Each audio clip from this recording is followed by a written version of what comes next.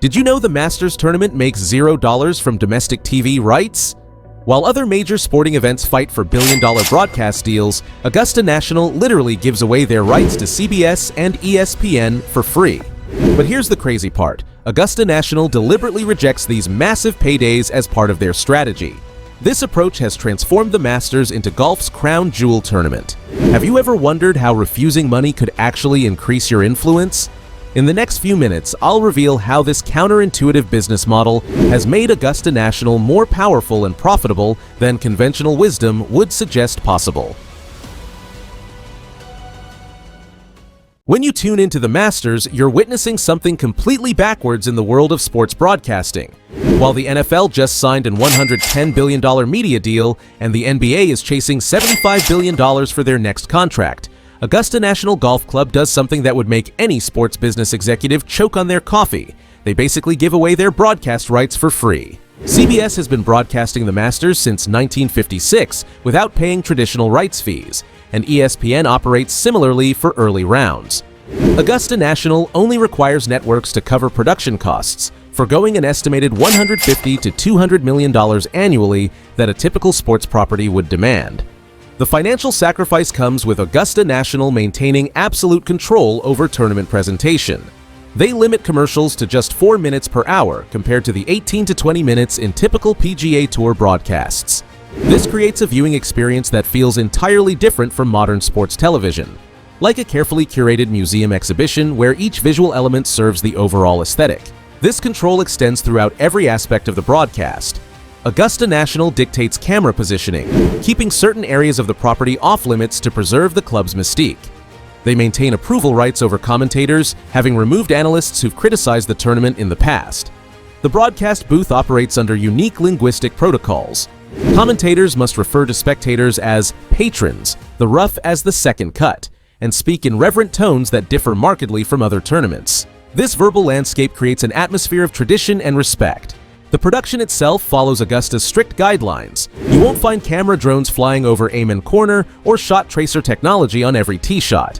The broadcast maintains a traditional feel that prioritizes the course and competition over technological innovations.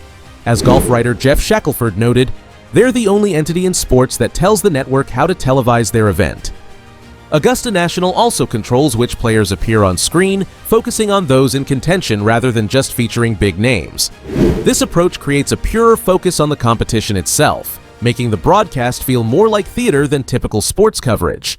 Why would Augusta National leave so much money on the table? The answer lies in the long-term value they've built through complete control of their product, image, and experience. By maintaining tight control over every broadcast element, they've created artificial scarcity across all aspects of the tournament. This exclusivity has become Augusta's ultimate currency. Rather than selling more exposure, they sell less, making their limited commercial inventory among the most valuable in sports. The result is a broadcast that feels timeless, set apart from modern sports entertainment. Without constant commercial interruptions and overproduced elements that dominate other events, the Masters maintains an elegant simplicity. The whispered commentary, iconic piano theme, and limited commercial breaks create a viewing experience that transports audiences to a different era of sports, one where quality and tradition trump commercial considerations. While Augusta National's broadcast maintains a timeless quality, their approach to sponsorships is even more radical. In a world where corporate logos fight for every inch of visibility in sports, the Masters has somehow convinced 6 global corporations to pay millions for what they can't have: prominent exposure on golf's most hallowed grounds. Visit any regular PGA Tour event and you'll see a corporate carnival. Logos on tee boxes, players' shirts, even the cups in the holes. Augusta operates differently. The Masters partners with just 6 global brands: AT&T, Delta, IBM, Mercedes-Benz, Rolex, and UPS. These companies each invest between $6 to $8 million annually for a partnership that defies conventional marketing wisdom: minimal visible branding on the course and limited commercial time during the broadcast. These corporate giants, who typically demand maximum exposure for their marketing dollars, accept a partnership where their logos are practically invisible. No branded signage on Augusta's pristine fairways. No corporate names on scoreboards. The broadcast features no sponsored segments or branded graphics, a complete departure from modern sports marketing's visibility-first approach. What these companies receive for their millions is rarefied air. They share 4 minutes of commercial time per broadcast hour, creating a stark contrast to other sporting events' cluttered ad space. This scarcity transforms each second into marketing gold. When a Mercedes commercial appears during the Masters, viewers genuinely pay attention, with no time to reach for snacks or check phones before the broadcast resumes. The primary function of these sponsorships isn't generating profit for Augusta National. These 6 companies fund the production costs for CBS and ESPN's broadcast of the tournament, with remaining funds directed toward hospitality events. For these corporate partners, the true value comes from exclusive access to golf's most prestigious event and the ability to entertain clients in an environment bordering on mythical. They've joined perhaps the most elite corporate club in sports. The by-invitation-only nature of these partnerships transforms them from mere sponsors into privileged associates of golf's crown jewel. The broadcast restrictions create a premium environment where advertisements command unusual attention. A Rolex ad during the Masters stands alone, cutting through viewer indifference in ways impossible elsewhere. Less exposure translates to greater impact. This model completely inverts conventional wisdom. While modern sports marketing measures success by logo appearances and brand integration, the Masters proves scarcity and exclusivity carry more power than ubiquity. These global brands aren't purchasing eyeballs, they're securing association with golf's most prestigious tournament. The arrangement succeeds because Augusta National understands a fundamental luxury branding principle. Limited access increases value. By restricting who participates and how, ordinary corporate partnerships become coveted memberships. These companies aren't sponsoring the Masters, they're permitted affiliation, a subtle but crucial distinction. Each partner understands they're supporting more than a golf tournament. They're preserving a tradition, upholding an institution, and entering a club more exclusive than Augusta's own membership. In a marketing landscape fixated on metrics and impressions, the Masters offers unmeasurable prestige that transforms limitation into privilege. While Augusta National's prestige extends far beyond its corporate partnerships, there's another revenue stream that operates on the same principle of scarcity, and it might be the most profitable retail space on the planet. Just a short walk from the 18th green sits a merchandise shop that generates an astonishing $70 million in just 7 days of tournament operation.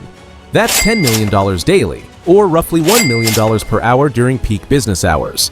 The Masters merchandise shop dominates the landscape, a massive temporary structure built specifically for tournament week, spanning nearly the size of the clubhouse itself. Inside this retail cathedral, patrons snake through winding Disney-like queues, eagerly awaiting their chance to enter golf's retail holy ground. The atmosphere buzzes with anticipation as fans clutch shopping lists from friends and family back home. They'll spend an average of $1,000 per person on items available exclusively on tournament grounds. The Masters will do about $70 million in merchandise sales this week alone, reported sports business insider Joe Pompliano. For context, this single-week revenue eclipses what many NFL teams generate in merchandise across an entire season. This extraordinary figure comes from a retail approach that completely defies modern convention. While other major sports properties maximize online sales channels and retail partnerships, Augusta National sells official merchandise only at that single physical location during tournament week. The limitations create a remarkable demand cycle. Consider the journey of a typical patron. After waiting hours in line, they might purchase a $95 quarter-zip pullover. 6 months later, that same item often sells for $300 to $400 on secondary markets. Throughout Augusta, Georgia, retail stores survive exclusively on resold or vintage Masters merchandise, with markups ranging from 50% to 200% above retail. Every purchased item becomes a status symbol, tangible proof of presence at golf's most prestigious event. That green hat with the yellow Masters logo transforms into a trophy and conversation starter. The yearly design changes add another layer of collectability, with specific tournament years woven into each design, ensuring collectors have reason to purchase new items annually. The merchandise strategy perfectly aligns with Augusta National's broader philosophy. Controlled scarcity creates extraordinary value. Despite enormous financial incentives to expand, Augusta National maintains their in-person only policy, forgoing hundreds of millions in potential online revenue. They understand that exclusivity ultimately delivers greater long-term value than immediate profit maximization. The retail operation runs with military precision, processing thousands of customers hourly. Efficient checkout lines and well-trained staff move patrons through quickly, a necessity given the extraordinary demand. Some patrons report spending more time in line than actually shopping once inside. This retail approach creates a unique economic ecosystem around Masters merchandise. Items purchased at retail become investments that appreciate significantly over time. For collectors and golf enthusiasts, these items represent something more valuable than typical sports memorabilia. They're artifacts from golf's most hallowed grounds, available through just one doorway for just 7 days each year. Augusta National's merchandise strategy might seem brilliant, but it pales in comparison to their most mind-boggling financial decision. A 4-day Masters badge costs just $450 directly from the tournament, roughly what you'd pay for premium concert tickets. Yet, on the secondary market, that same badge commands over $10,000. Why would anyone pay 20 times the face value for a golf tournament ticket? The answer reveals Augusta's most peculiar business philosophy. This pricing paradox becomes even more bewildering when you examine the specifics. Practice round tickets cost a modest $100, while tournament rounds Thursday through Sunday are priced at $140 each. Meanwhile, on StubHub, these same tickets fetch astonishing premiums, a Monday practice round reaching $1,235 and a Sunday badge for the final round commanding over $2,600. What transforms these tickets into golden tickets, coveted more than family heirlooms, is Augusta's deliberately engineered scarcity. The most valuable passes, those series badges granting access to all 4 tournament days, exist in a parallel universe. These badges are passed through generations within families, creating inheritances more treasured than antique jewelry or vintage cars. New entrants to this exclusive club are exceedingly rare. For everyone else, there's the lottery, a system with odds that would make Las Vegas blush. Each year, approximately 2 million hopefuls submit applications for the chance to purchase tickets, with success rates comparable to hitting consecutive holes in one. The planning horizon stretches far into the future. Applications for the 2026 Masters open June 1st to 2025, over 10 months before the first drive. This carefully crafted scarcity has birthed a thriving secondary market that Augusta actively combats. The tournament's website warns that tickets from unauthorized sources may result in denied entry. Georgia state law prohibits ticket transactions within 2,700 feet of the club. Yet the underground market flourishes anyway, with badges changing hands at astronomical markups. The financial implications are staggering. In 2022, the Masters generated an estimated $39 million from ticket sales, 26% of their total revenue. Charging market rates could potentially triple this figure. While Augusta sells weekly badges for $450, the secondary market values them at over $22,000. Even 2-day passes command nearly $9,000. So why does Augusta leave millions on the table? Why not implement dynamic pricing like virtually every other major sporting event? Why not auction badges to the highest bidders? The strategy becomes clearer when viewed through the lens of Augusta's true priorities: control and tradition. By keeping official prices low, they generate extraordinary goodwill. Those who win the lottery feel genuinely privileged, creating lifetime loyalty and reinforcing the Masters' reputation as the ultimate bucket list sporting event. This approach has made the Masters the second hardest ticket in sports, behind only the Super Bowl. But unlike the NFL, which maximizes revenue at every opportunity, Augusta cultivates an aura of exclusivity while maintaining the appearance of accessibility.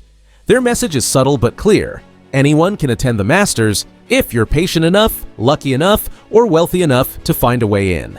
Once inside Augusta National's hallowed grounds, you'll encounter a pricing strategy that feels like a time warp from another era.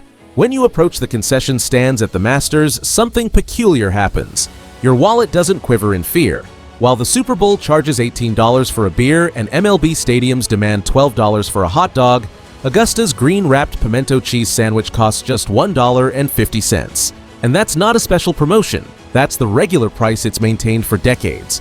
The entire concession menu at Augusta National reads like a price list from the 1990s.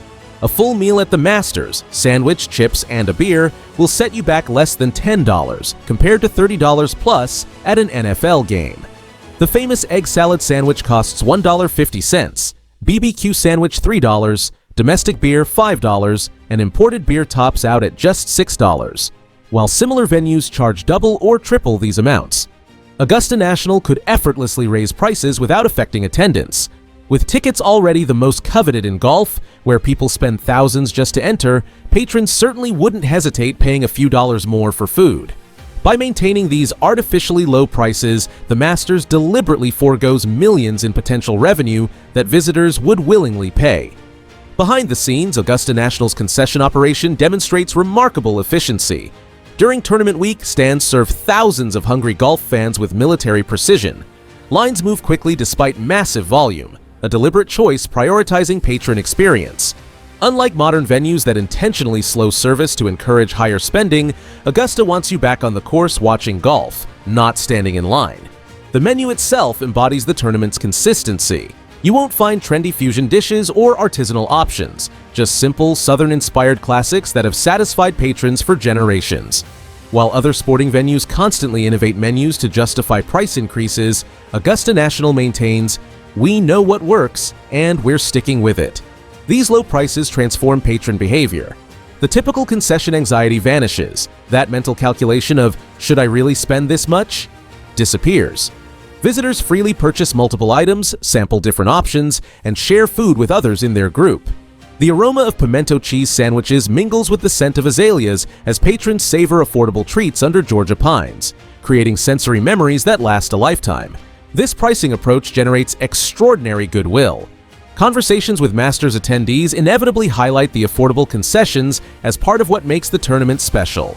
In an era where fans increasingly feel gouged at sporting events, Augusta National's approach embodies Southern hospitality, valuing your presence more than extracting every possible dollar.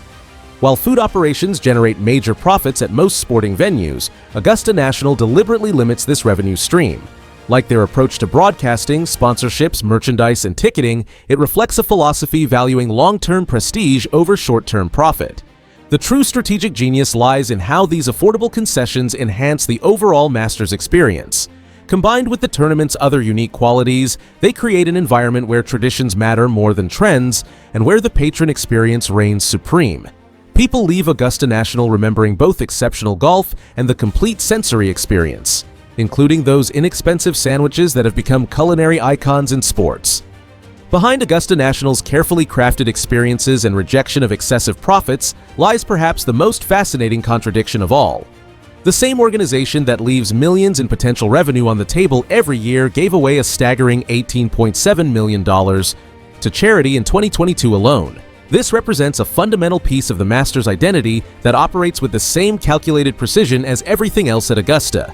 The Masters Tournament Foundation operates as a tax-exempt private entity, maintaining financial operations as exclusive as its membership. In 2022, this foundation reported $31.4 million in revenue, remarkable for an organization that deliberately caps its earning potential across all operations. Augusta National approaches philanthropy with the same privacy, control, and attention to detail that defines their entire operation. This charitable commitment becomes even more significant considering Augusta National's consistent rejection of profitable opportunities that other tournaments eagerly pursue. They limit TV commercials, maintain low prices for concessions and tickets, and restrict merchandise sales to physical attendance only. Each decision deliberately sacrifices potential revenue.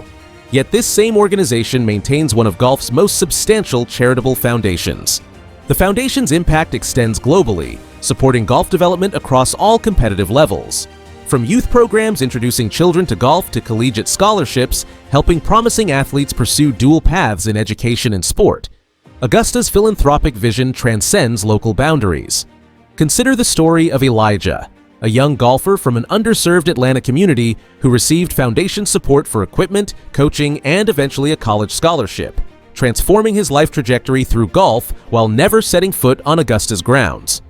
Augusta National's foundation operates year-round with minimal publicity, quietly supporting golf development without the fanfare typical in professional sports philanthropy. Their impact is delivered with the same discretion that characterizes everything at the Masters, focused on meaningful results rather than public recognition. The 2021 tax documents highlight their 4 largest charitable beneficiaries while revealing just enough to confirm commitment without compromising the foundation's discretion. This privacy allows Augusta National to direct resources without external pressure while performing substantial public good. This charitable focus creates a perfect counterbalance to the club's exclusivity. The organization that maintains strict limitations on access donates millions to make golf accessible to those who might never experience Augusta National firsthand. This apparent contradiction actually reinforces their brand. Exclusivity and tradition harmoniously coexist with generosity and forward thinking. The Masters Tournament Foundation completes a business model built on deliberate choices that prioritize prestige over profit. By investing in golf's future while honoring its traditions, Augusta National transforms what could be criticism about exclusivity into respect for their broader vision. Their charitable foundation isn't a separate initiative, but the final piece in a comprehensive philosophy valuing long-term significance over immediate gains. Through philanthropy, Augusta National demonstrates that limiting revenue in one area creates opportunity in another, ultimately serving the game of golf in ways that transcend business metrics and build a legacy more valuable than any quarterly profit report. When you step back and look at what the Masters has built, it's a business model that defies conventional wisdom. In a world where sports properties chase every possible revenue stream, Augusta National has taken the opposite approach, embracing tradition and exclusivity over profit maximization. The result? A tournament that's universally considered the greatest live sporting event one can attend. Their commitment to quality has created something more valuable than immediate gains, an unparalleled mystique coveted by every sporting event. Their minimal commercial presence, controlled environment, and dedication to patrons have built a brand that transcends monetary value. What's worth more to your organization? Chasing profit or building a legacy that lasts generations?